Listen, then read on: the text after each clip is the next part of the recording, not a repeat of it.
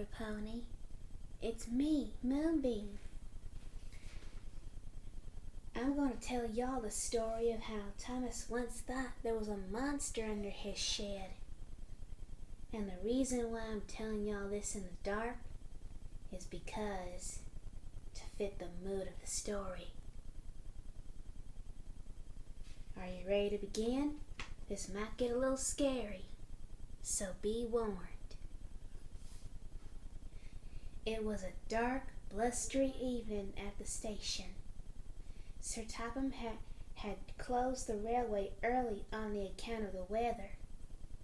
The engines were waiting for the signal to return to their sheds. Maybe one of us should tell a story to pass the time, Thomas suggested. The other engines looked pleased with Thomas's idea. I have the perfect story for tonight, James volunteered with a sly grin. Oh my. A long time ago, James began, there was a brave blue engine who was always eager to help. Blue engine? The station master asked one night. Would you go to the end of the tracks to pick up a coach that was left behind? Of course, the brave, eager engine replied, and he set out on the dark, foggy night. Set out into the dark, foggy night. But by the time the little engine reached the end of the tracks, the fog was so thick he could hardly see anything. I'll just have to wait until morning, said the engine to himself. And he settled into an old shed for the night. Later that night, the little blue engine awoke to a noise coming from below the shed. Creak! He opened his eyes and saw long fingers reaching for him through the floorboards. There was a monster under the shed. Terrified, the little blue engine raced out of the shed with a horrible engine-eating monster chasing him through the fog. Oh my. Then what happened? Percy asked timidly. That's where the story ends, said James. No one ever heard from that little blue engine again. What about the monster? Percy whispered. Don't be silly, Percy, Gordon said with a chuckle. It's just a story. What if the story's true? Percy asked Thomas on the way to the sheds. What if the engine-eating monster is out there somewhere right now? Stop being such a scaredy engine. Stop being such a scaredy cat, Percy, Thomas answered. There are no such things as monsters. And I know that for a fact. At least not that I've ever seen one before. Later that night, after they had settled in for bed, the engines were startled by a terrible racket coming from Percy's shed. Gordon! Thomas! Help! There's a monster in my shed! Wailed Percy. Suddenly, James appeared roaring with laughter. He had been rattling some scrap metal behind the shed to frighten Percy. Almost similar to what he did in Tell the Brave. I'm a monster! I'm a monster! James shouted. Percy was embarrassed for making such a fuss. It's okay, Percy, said Henry. Sometimes good imaginations think bad thoughts. That is a very true statement.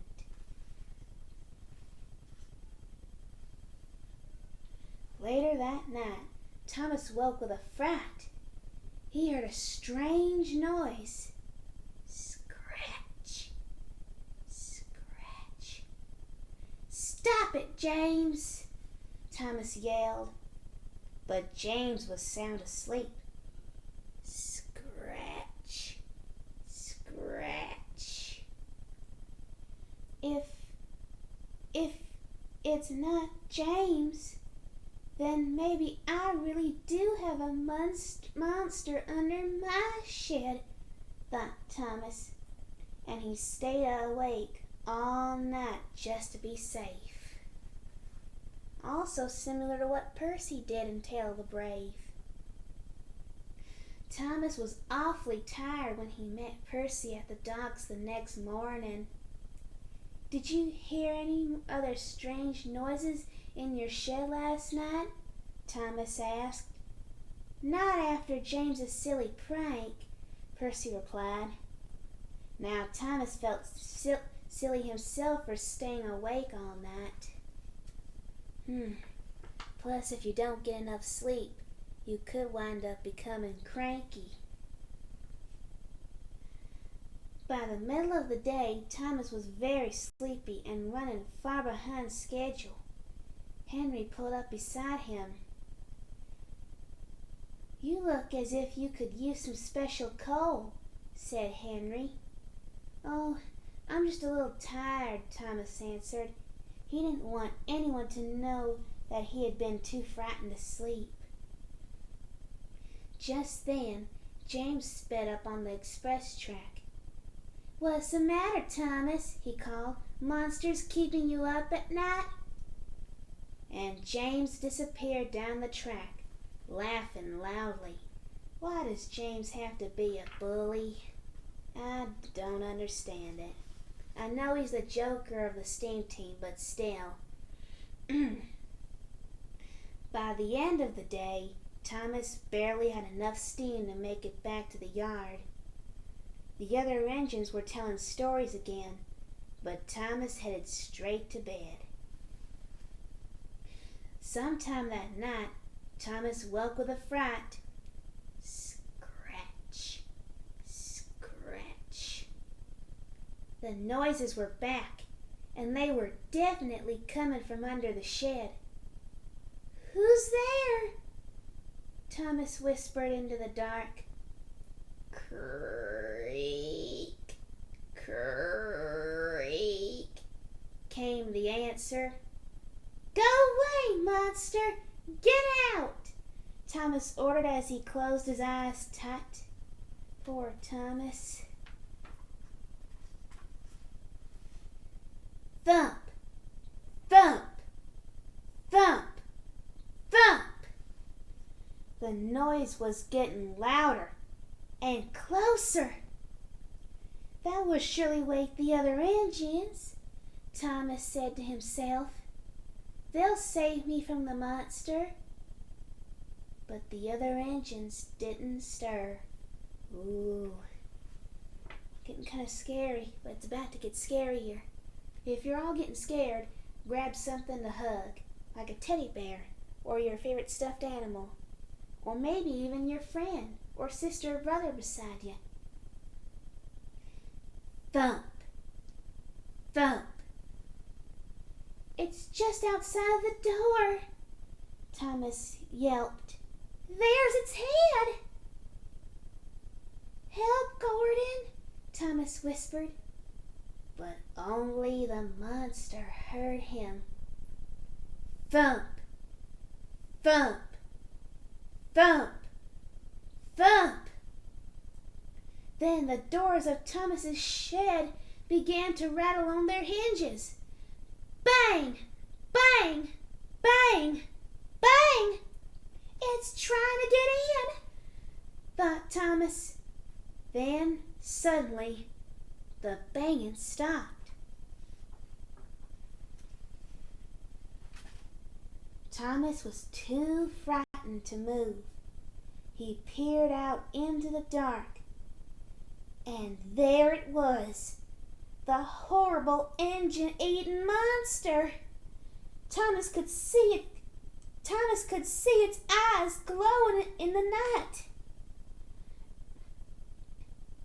Thomas clamped his own eyes shut and screamed, "Gordon! Henry! Percy! James! Help!" He cried, "Save me from the monster!"